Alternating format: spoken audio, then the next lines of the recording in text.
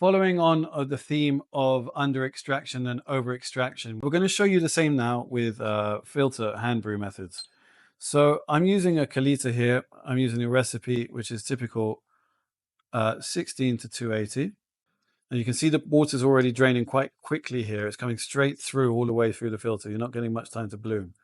Okay, so the first thing you're going to notice, that has now finished its extraction process and it's under 2 minutes, at 1 minute 40 odd seconds. So that came out really, really quickly. It won't have pulled out all of the flavors. Another thing you need to look out for is the color.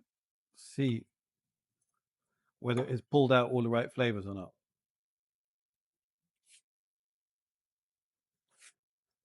Okay, so that's tasting very, very watery. It hasn't pulled out much of the flavor of the coffee at all. So that's a typical example of an under-extracted coffee right there. Light in color, fast extraction, not much flavor. We're going to try and show you the opposite now. We're going to use exactly the same coffee and exactly the same ratio. All I've changed is the grind size. You're going to do the same 3 pours.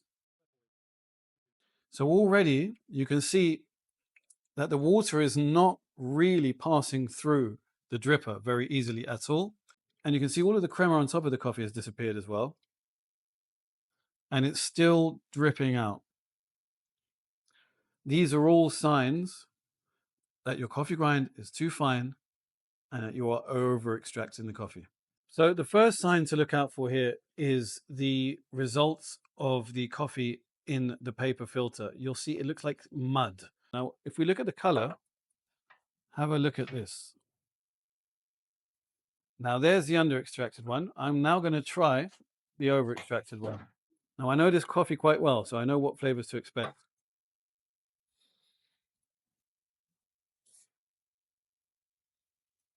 Yeah, that is definitely over extracted. We've extracted too much from the coffee beans. So it's the same principle as with the espresso. Under extraction means you haven't hit the right sweet spot. So I'm going to show you here the grind sizes of each of the examples that I did. And then what I'm going to do here is I'm going to put our little ruler so that you can see in terms of microns where we've gone.